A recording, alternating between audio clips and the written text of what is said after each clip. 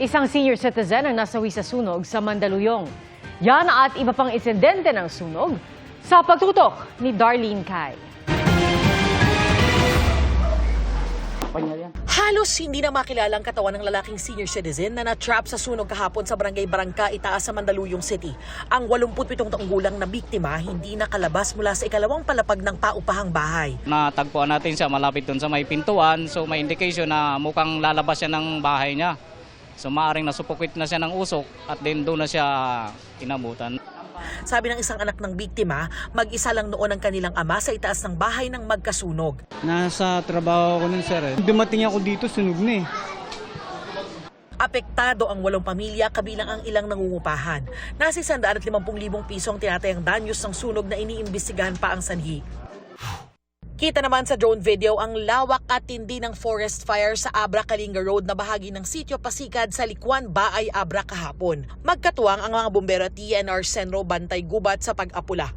Tuluyang napuksa ang sunog kaninang alas 8:30 ng umaga. Motorsiklo naman ang nagliyab sa gitna ng isang motocross event sa Alabel, Sarangani noong Biyernes. Lupa at putik ang ginamit ng ilang rider at saksi sa pag-apula ng apoy. Rumesponde rin ng safety personnel sa lugar. Ang rider agad nakalayo sa sunog. Ayon sa isang barangay kagawad, nag-overheat ang motorsiklo kaya umapoy ito. Para sa GMA Integrated News, Darlene Kai, nakatutok, 24 oras. Dagsa na rin ang mga pasahero sa Batangas Port. Problema nga lang ng mga pasahero ang ubos ang tiket. Mula sa Batangas City, nakatutok live si Dano Tingkungko. Dano? Ivan, gaya nga ng inaasahan, habang umuusad ang araw ngayong linggo ng palaspas, lalong napupuno ng mga pasahero itong Batangas Port. Pahaba ng pahaba ang pila ng mga pasahero sa Batangas Port papunta sa Mindoro, Romblon at Visayas. Si Lisa na papuntang Ojongan, Romblon, laking pasasalamat daw na nag-advance booking siya ng ticket online. Dati kasi, bali, Wednesday, ganon. Sobrang dami. Ngayon po Sunday pa lang, so wala na pong ticket. Medyo kampante ka ngayon. Yes, kasi nga po, may ticket na. Kasi kung hindi, kinakabahan talaga pagka. Pero si Janet na naghahabol makarating ng Romblon para sa moving up ceremony ng apo bukas, nakapila kanina pang umaga para pala sa biyaheng 5 p.m. bukas pa Ujongan. Ang biyahe pala kasi ngayong araw, kanina pang 10 a.m. ang cut-off. Hindi ko nga kasi inaasahan na ganito. At saka may trabaho, syempre, kasi ang graduation nga Monday parang hapon. Sa palaran na nga lang, yung pila namin dito. Pag hindi inabot, ano mangyari? Ay di, sorry na lang sa aking apo. Napansin nga ng pamunuan ng Batangas Port na mas maagang umalis ang mga pasahero ngayon kumpara sa Semana Santa nung isang taon. Nakikipag-ugnayan na raw sila sa Marina, shipping lines at sa DOTR para makapag-issue ng special permit para mapunan ang backlog sa mga biyaheng paujongan. Tinatrabaho rin daw na madagdagan pa ang ship calls o yung mga biyahe ng barko. Kung hindi mababawasan ng pasahero na tatawid papuntang Ujongan, tuloy-tuloy yan para kulang tayo ng isang barko palagi hanggang Huwebes Santo. Sa tala ng Batangas Port, nasa 19,000 ang mga pasaherong dumaan sa pantalan kahapon. Tanghali ngayong araw, nakaka-10,000 na. Malaking bagay raw ang mas malaking passenger terminal na mas komportable para sa paghihintay ng mga pasahero, lalo na yung mga maiiwanan ng barko. Nasa 8,000 passengers at any given time ang kapasidad ng passenger terminal. Hindi katulad ng araw, nasa labas sila ng port kasi wala maupuan. Fully completed siya last November. At ibang tulad kanina ay dalawa magkaibang sitwasyon yung nandito sa Batangas Port. Maluwag at halos walang pila dun sa mga pabiyaheng Mindoro, particularly yung Calapan at Occidental Mindoro area. Pero ang mga papuntang Ojongan, nandun ang mahabang pila at pati na rin sa ibang bahagi ng Romblon. Sa datos ng Batangas Port, nasa 15,000 na inabot ngayong araw yung mga disembarking passengers o yung mga paalis papunta sa iba't ibang lugar mula rito sa Batangas Port. Nasa 5,000 naman yung embarking o yung mga parating dito mula sa ibang lugar. Ivan. Maraming salamat, Dano Tingkungko. Naka-code white ngayon ang Department of Health bilang alerto sa mga emergency sa Semana Santa. May mga biyahero na rin sa Manila Northport para sa mahal na araw at sa eleksyon. Mula sa Maynila, nakatutok live si Jamie Santos. Jamie? Pia, may mangilan-ngilan na tayong kababayan ang nagtungo rito ngayong linggo ng Palaspas dito sa Manila Northport, at kahit mainit ang panahon, hindi nila ito alintana, makauwi lang sa kanilang probinsya ngayong Semana Santa. Bukas, Lunes Santo, inaasahan ng unti-unti ang dagsa ng mga pasahero, kaya naman naka-high alert na ang lahat ng transportation facility sa bansa. Sunod-sunod na ang dating ng mga pasaherong pauwi ng Dumaguete, Dipolog at Zamboanga ngayong hapon. Ilan sa kanila piniling mauna kaysa sumabay sa dagsa ng mga pasahero sa Miyerkules Santo. Bakasyon sa mga apo. Iwas sa gulo. Bagaman mamayang gabi pa ang biyahe ng barko, maagang pumunta ang mga biyahero sa port para iwas hassle. May ilan March pa lang bumili na ng tiket. Susulitin na raw nila ang pag-uwi sa probinsya para sa Semana Santa at bakasyon at eleksyon. Sama-sama Holy Week at saka bubuto po doon. Fiesta rin po. Todo bantay ang security officials sa palibot ng port. Panay din ang ikot ng kawani ng Philippine Coast Guard. Gamit ang K9, mayat-maya ang ikot at inspeksyon sa mga dalang bagahe ng mga pasahero. May nakaantabay ding ambulansya. May 4 na shipping lines na hindi pinahintulutan ng marina bumiyahe ngayong Semana Santa dahil sa ilang paglabag tulad ng walang life jacket at mga sirang sirena ng barko. Patuloy ding minomonitor ang mga kolorum, kaya pakiusap ni DOTR Secretary sa publiko. Sana huwag na nating gawin 'yon, no? Kasi very risky yung ganyan eh. At your own risk po 'yan sa mga kababayan natin, no? Sa sinusugal nila ang buhay nila kasi syempre unang-una pagka kolor, wag ang insurance 'yan. Wala silang makukuha kahit anong kung may mangyari. Mas istrikto rin ang pag-check sa mga barko para maiwasan ang overloading.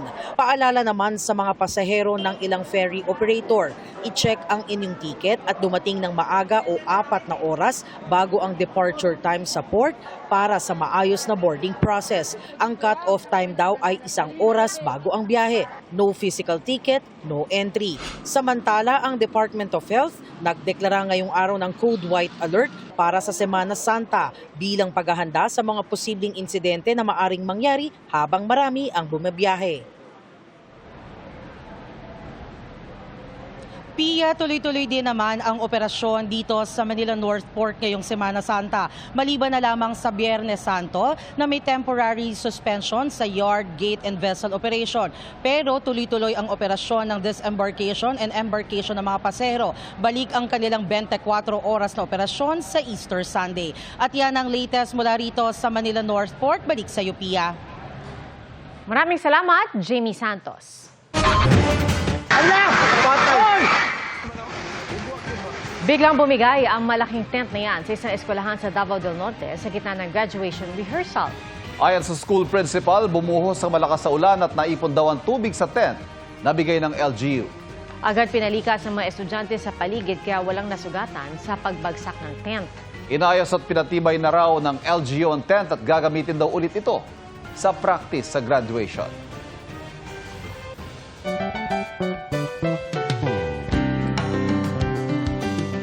At sa mga magbibisita iglesia ngayong Semana Santa, isa sa mga maaring dayuhin ang Padre Pio Mountain of Healing sa Bulacan.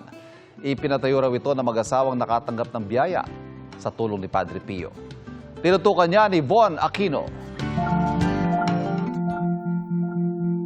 Sa San Jose del Monte, Bulacan, maaring magnilay at magsemana Santa sa Padre Pio Mountain of Healing. Kailangan maakyat ang 115 steps ng hagdan nito para maakyat ang rebulto at kapilya sa taas.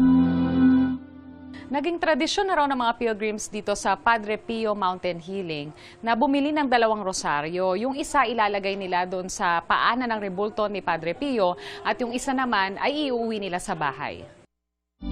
Habang paakyat, saglit kaming humihinto para manalangin sa Stations of the Cross. Kahit may mga edad na, hindi nila alintana ang init para sa kanilang pamamanata. Sa tuktok kung nasa ng higanteng rebulto ni St. Padre Pio, nakamamangha ang kabundukan at lunti ang tanawin sa paligid. Sobrang saya. Sobrang saya talaga kasi parang nahil kami. Yung fulfillment na mararamdaman mo. Yes. God is good all the time. Si Saint Padre Pio ay isang paring Italyano na kilala sa kanyang piety at charity. Nagkaroon siya ng stigmata o mga sugat sa mga kamay at paa na katulad ng mga sugat ni Hesukristo nang siya'y ipako sa krus. Mismong ang mag-asawang nagpatayo ng Mountain of Healing nakatanggap daw ng biyaya mula sa Diyos nang humiling sila ng intercession ni Saint Padre Pio. After nilang humiling na masundan yung panganay nila, naging deboto po sila ni Padre Pio. Naisipan nilang ipatayo ang imahe ni Padre Pio. Iba't ibang hiling ng mga nagpupunta rito. Ang nanay namin may sakit na hindi siya makakalakad. Nahiling namin sa kanya sana pagalingin niya. Na-mild stroke na rin po ako. Half na body ko paralyzed. Kaya pinupuntahan ko talaga itong ganitong mga lugar. Libo-libong rosaryo ang nakasabit sa paanan ng rebulto ni Saint Padre Pio. Sa kapilya sa tuktok, nakalagak ang third-class relic ni Saint Padre Pio. Ipinahid daw ito sa incorrupt heart relic ni Saint Padre Pio. May souvenir shops at mga kainan din sa lugar. Sa mahal na araw, bukas ang Padre Pio Mountain of Healing, 6 a.m. hanggang 5 p.m. Para sa GMA Integrated News, Von Aquino, nakatutok, 24 oras.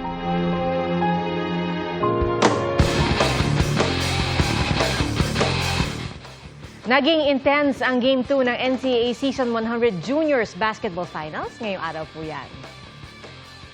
Wagi po ang Benilde LaSalle Green Hills kontra Perpetual Health Junior Altas. Nakahabol sila ilang segundo bago matapos ang fourth quarter ng laro at nanalo sa score na 95-91. Kaya may tig-isang panalo ang Greenies at ang Altas. Ang magiging kampiyon sa NCAA Season 100 Juniors Basketball malalaman sa do-or-die game sa April 15. Halos abot tuhod ang baha sa National Highway sa Sharif Agwak, Maguindanao del Sur dahil sa lakas ng ulan. Pahirapan ang pagtawid ng mga sasakyan habang sinuon ng mga residente ang baha. Pinasok na rin ng tubig ang maraming establishmento at bahay. Bansalan, Davao del Sur, nagkalat ang mga putik at bato sa isang kalsada. Dahil yan sa naging landslide matapos ang malakas sa buhos ng ulan. May mga nabuwal na puno at poste. Agad nagsagawa ng clearing operations ang mga otoridad. Ayon po sa Pag-asa, easterly sa nagpapaulan sa Zamboanga Peninsula, Barm at Palawan. Nagdadala ngayong araw ng maulap na panahon na may kasamang pag-ulan sa Batanes at Babuyan Islands ang frontal systems. Yan din ang nakaapekto sa Metro Manila at natitirang bahagi ng bansa. Sa rainfall forecast ng Metro Weather, posibleng makaranas bukas ng light to moderate rains sa Mountain Province, Isabela, Ifugao at ilang lugar sa Palawan. Light to intense rains naman ang posibleng maranasan bukas sa malaking bahagi ng Mindanao. Mataas din ang tsansa ng pag-ulan bukas sa Metro Manila. Matapos mahuli sa Malaysia, nasa Pilipinas na ang itinuturang mastermind sa pagpatay sa isang negosyante sa Olongapo noong 2018. Patutunayan niya raw sa korte na hindi siya ang nagpapatay sa sariling kapatid. Nakatutok si Jomer Apresto.